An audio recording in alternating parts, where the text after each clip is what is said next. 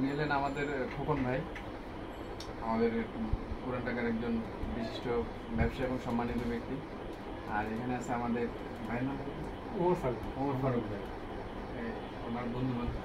ঠিক আছে, তো এখন হলো যে উনি হলেন ইউনাইটেড স্টেটের ভিসাপ্রাপ্ত একজন পার্সন। উনি টিকিট ইস্যু করার জন্য আসছে। তো ভাইয়া আপনাদের অভিজ্ঞতা কিছু বলবে যাতে মানুষের উপকার হয় এই ইনফরমেশনগুলো। এখন ভাই আপনি ইনফরমেশনগুলো বলেন। আমি ক্যানাডা অ্যাপ্লাই করছি ফুল ফ্যামিলি, পরপর ডকুমেন্ট যা যা চাই সব দিছি, তারপরে ফিঙ্গার দিছি, তারপরে আমাদের ভিসা অ্যাপ্রুভেল দিচ্ছি শুধু একমাত্র আমাকে, বাচ্চাদের আমার ওয়াইফকে কাউকে অ্যাপ্রুভেল দেয় অ্যাপ্রুভ দেওয়ার পরে এখন যে আমি ভিসা পাসপোর্টে জমা দেবো কি বলে ওটা বিএফএস আমাকে ওই অ্যাপয়েন্টমেন্ট ডেট দিচ্ছে না। পাসপোর্ট দেওয়ার যে অ্যাপয়েন্টমেন্ট ডেট পাচ্ছিল তখন যে অনেক ক্রাইসিস ছিল, এই তাদের সফটওয়্যার সমস্যা, এই নানান সমস্যা। তখন বলছে সিঙ্গাপুরে যান, নেপাল যান, যে কোনো বাইরের দেশে আপনি ভিসা লাগান। আমি তখন বললাম না, আমি ওখানে যে ভিসা লাগাচ্ছি। তো এই মুহূর্তে আমার 1-1.5 মাস 2 মাস পার হয়ে গেলো। আর আমি ইন্টারেস্টেড ছিলাম না, কারণ বাচ্চাদের ভিসা মানে আমি একটা জায়গায় কী করবো, এখন আমি ইন্টারেস্টেড ছিলাম না, আর ভিসা ওটা হয়নি। তখন আমেরিকান ভিসা ছিল? হ্যাঁ হ্যাঁ হ্যাঁ, লেটার আছে, লেটার দিয়েছে আমাকে, ভিসার লেটারটা দিয়েছে, কিন্তু পাসপোর্ট যে সিলটা দেবে ওই সিলটা আমি এখনো পাইনি।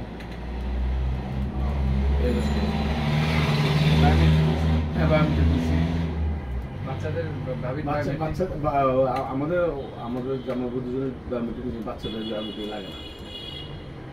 বয়স কত? 14 বছর নিচে ছিল। 14 বছরের নিচে লাগে না বায়োমেট্রিক। এখন হলো যে দ্বিতীয়বার অ্যাপ্লাই করলে তার বায়োমেট্রিক লাগবে না, কারণ বায়োমেট্রিক একবার নিয়ে নিচ্ছে তো। দ্বিতীয়বার আপনি অ্যাপ্লাই করতে পারেন। তো এখন হলো আপনার ট্রাভেল হিস্ট্রি ভালো, আপনার ট্রাভেল হিস্ট্রি ভালো। এখন ওই কানাডিয়ান যে ভিসা, এটা মূলত সিঙ্গাপুর থেকে দেয়। কানাডিয়ান ভিসা নেপাল থেকে দেয়, নেপালে এম্বাসি আছে, কিন্তু ভিসা ইস্যু করে হইলো আপনার ইয়াতে সিঙ্গাপুরে। আপনি একটা লেটার দিয়ে দেবো, আপনি ওখানে যে সাবমিট করলে ওখান থেকে 10-15 দিন লাগবে, আপনি ভিসা লাগাই দেবেন। আমি ইন্টারেস্ট ছিলাম, অনলাইনে পাচ্ছি না, আমরা কি করবো। কয়েকবার যাওয়ার পর ব্রিফিং দিচ্ছে, আমি আর ইন্টারেস্ট ছিলাম না। আমি সার্ভার ডাউন এই কারণে আগে তো এগুলি ডেটও লাগতো না, না 15 দিন আগে ডেটও লাগতো না, এমনি হয়ে যেত। আর আমরা খারাপ সময় যে পড়ছি, আবার 50,000 টাকা চায়, টাকাটা কাকে দেবো, ওই লোক সামনে আসে না, পড়ছি বিপদ। আর একটা চিন্তা আমাকে যা গেছে আর ইন্টারেস্ট খারাপ হচ্ছে। আমার এক ফ্রেন্ডের ছোট ভাই, সে তো অনেক টাকা দিয়েছে, প্রায় 20 লাখ টাকা আছে, 5 জন।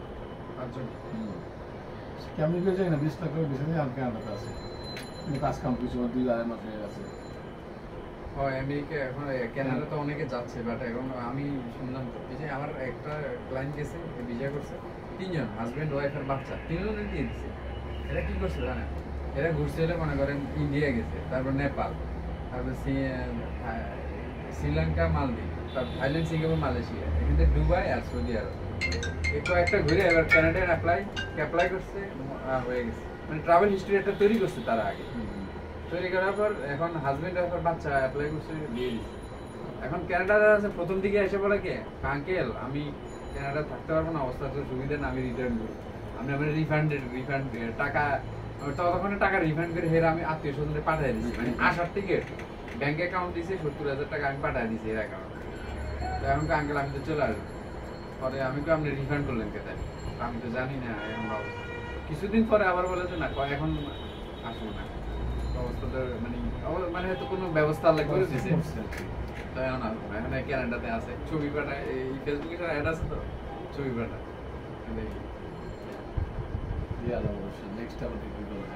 ঠিক আছে, থ্যাংক ইউ, ধন্যবাদ।